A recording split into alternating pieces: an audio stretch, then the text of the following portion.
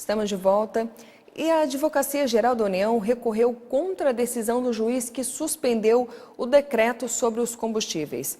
E não teve jeito não. Com a elevação da alíquota do tributo, a gasolina, diesel e o etanol ficaram mais caros para os consumidores. O aumento dos tributos é uma tentativa do Planalto de cumprir a meta fiscal, já que as despesas que tem tido são maiores do que os valores financeiros disponíveis no caixa.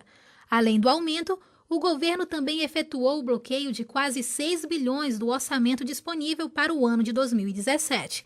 Enquanto a AGU tenta defender o posicionamento do governo de manter o aumento dos impostos sobre os combustíveis, a equipe econômica de Michel Temer segue justificando a decisão. O ministro da Fazenda, Henrique Meirelles, afirmou que essa suspensão de tributos causa um prejuízo diário de 78 milhões de reais. Ele disse que caso a decisão da Justiça de Brasília não seja revertida, vários programas vão ter que ser interrompidos, como é o caso do Bolsa Família. Meirelles evitou fazer previsões sobre a taxa básica de juros, mas disse que o Banco Central vem dando sinais de que a Selic continua caindo. O Copom começou ontem a 5ª reunião do ano para definir a taxa que rege os juros no país. As instituições financeiras que foram consultadas pelo Banco Central acreditam que a Selic seja reduzida em mais um ponto percentual, caindo para 9,25% ao ano. Ainda falando sobre o aumento, o consumidor já está sentindo no bolso o aumento no valor dos combustíveis determinado pelo governo. Mas a medida também vai deixar as contas de luz mais caras a partir do ano que vem. Isso porque o diesel é o combustível usado em parte das termoelétricas que geram energia no país. Acompanhe.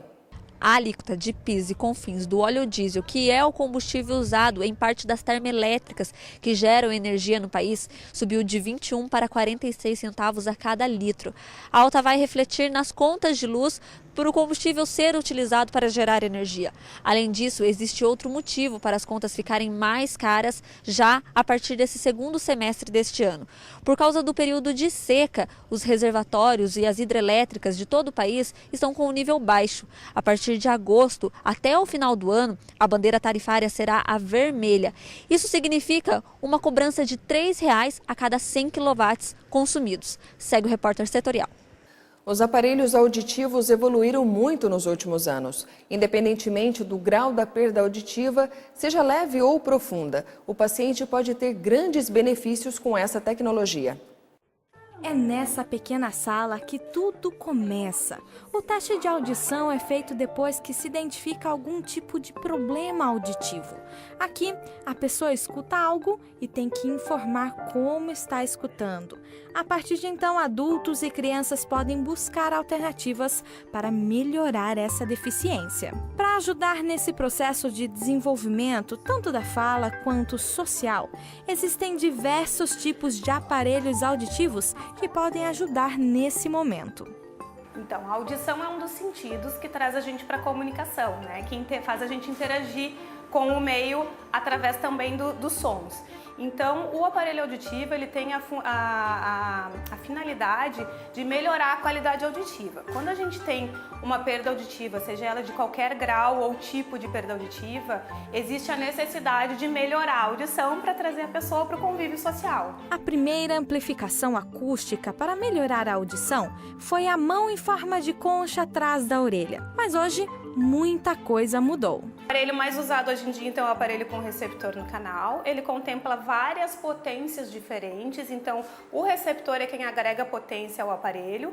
A gente pode usar o mesmo aparelho com potências diferentes. Ele pode ir ficando mais forte de acordo com a perda auditiva de cada pessoa. E ele dá para vários tipos de perda, então ele é um aparelho muito versátil. Realmente são muitos os tipos de aparelhos que variam de acordo com a necessidade de cada pessoa. Mas independente do tamanho, a tecnologia tem ajudado e muito. A gente está bem adiantado em tecnologia, né? Então, assim, o que vem pela frente é só aprimoramento. O que a gente tem hoje são aparelhos com conectividade, então eles têm ligação a um controle remoto que transmitem o som do telefone celular ou o som da televisão para dentro do ouvido através do aparelho auditivo por conexão via Bluetooth. E a gente também tem aplicativos de celular que já controlam algumas funções do aparelho auditivo. Então o audiologista faz a regulagem desse aparelho, faz a conexão do aparelho auditivo com o celular do paciente e aí o paciente pode controlar algumas características do som durante o uso do aparelho. São muitos os tipos e modelos, mas o que nós sabemos é que os benefícios são grandiosos, porque escutar é um direito de todos. E o que é notícia no Brasil também é destaque aqui, no Giro News. Ok, vamos às notícias? Termina hoje o prazo do saque de Fundo de Garantia do Tempo de Serviço de Contas Inativas, FGTS. Quem perder este período só poderá usar recursos em circunstâncias de doenças, aposentadoria, na compra da casa própria ou em caso de demissão sem justa causa. Pessoas com doenças graves e presidiários que comprovem a impossibilidade de sacar no período estabelecido pelo governo poderão retirar o recurso até o dia 31 de dezembro de 2018. Iniciam hoje as inscrições para o ProUni para candidatos que não estão matriculados no ensino superior. No total, são 77 mil bolsas de estudos para o segundo semestre de 2017 em 1.076 instituições privadas de educação superior. O prazo de inscrição segue até o dia 25 de agosto. Um estudo divulgado hoje pelo Conselho Federal de Medicina com médicos neurologistas e neurocirurgiões de todo o Brasil revela que 76% dos hospitais públicos não apresentam condições adequadas para atender casos de acidente vascular cerebral, o AVC. Apenas 3% dos serviços avaliados pelos médicos têm uma estrutura classificada como muito adequada e 21% como adequada. E já eu volto com outras notícias aqui da nossa região. E o Repórter Setorial recebe hoje a jornalista e escritora Lucita Brisa. Ela fala de sua mais recente obra, Ada Rogato, a pioneira da aviação. Uma história cheia de desafios e inúmeras conquistas.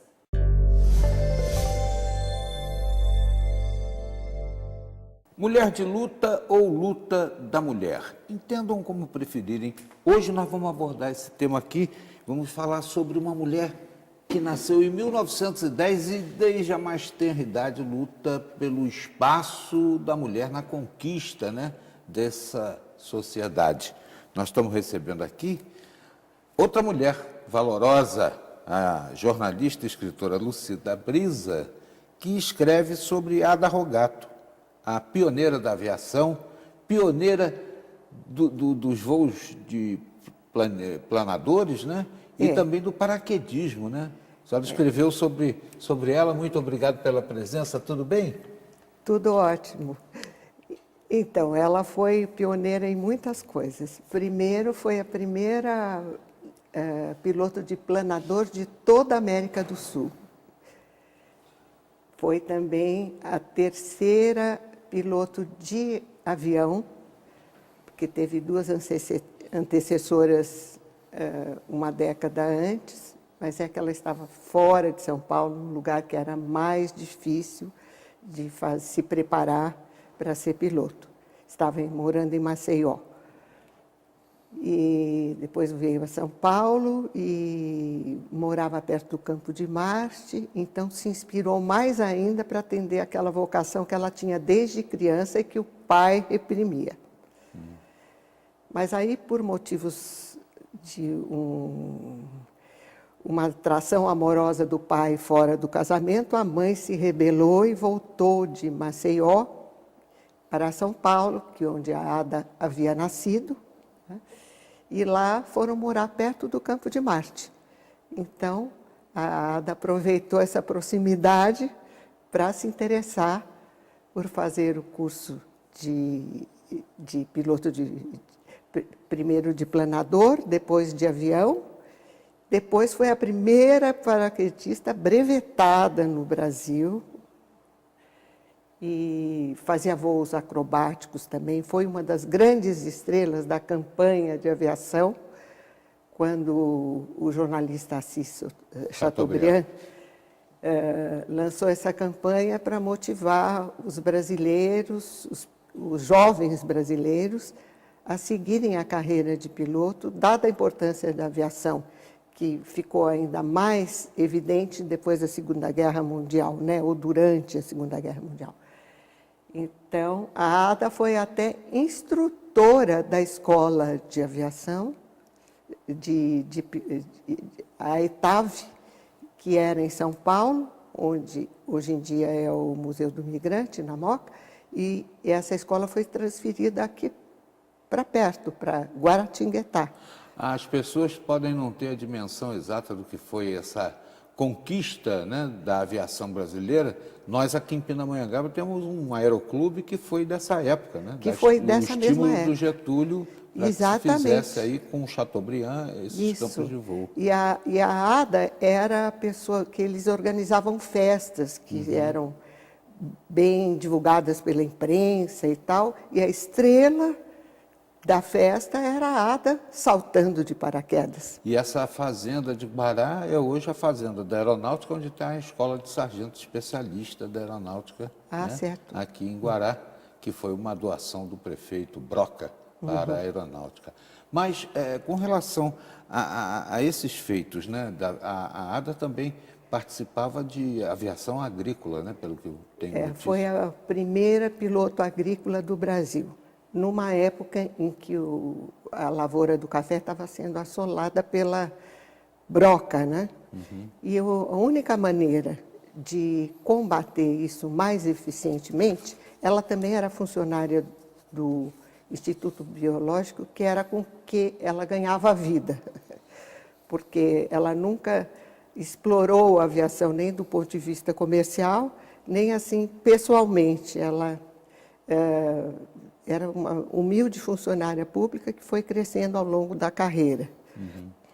Mas no Instituto Biológico descobriram que ela era uma excelente piloto acrobática, porque ela fazia acrobacias também, e então pediram para ela, se ela aceitava o desafio de fazer o polvilhamento das lavouras, né? Agora, eu fico imaginando, para o tempo dela, isso era uma coisa alucinante, né? Alucinante. Porque eu nasci em 52 e lá pelos idos de 60, 70, saiu um comercial assim, na Decasa, a mulher compra sozinha, quer dizer, a mulher não podia fazer nada.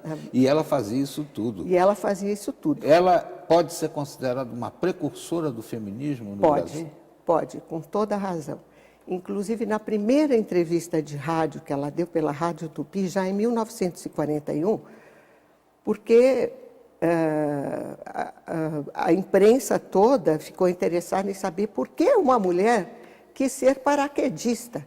E ela demorou 5 anos insistindo com um instrutor de paraquedismo, um brilhante paraquedista, Charles Astor, que ficou famoso em São Paulo por várias operações loucas que ele fazia, com paraquedas, inclusive sobre os rios e tal.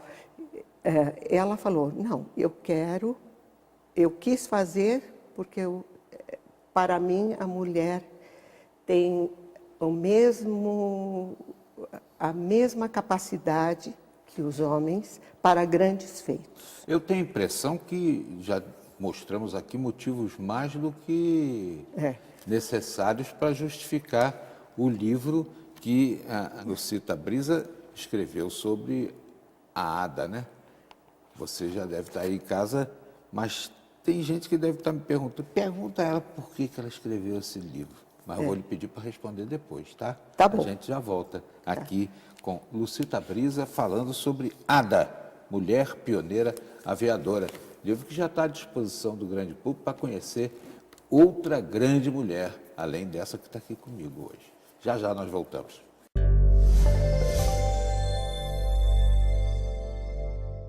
E no próximo bloco, uma notícia muito boa. Brasil bate recorde de transplante de medula óssea. Eu te dou a informação completa já já.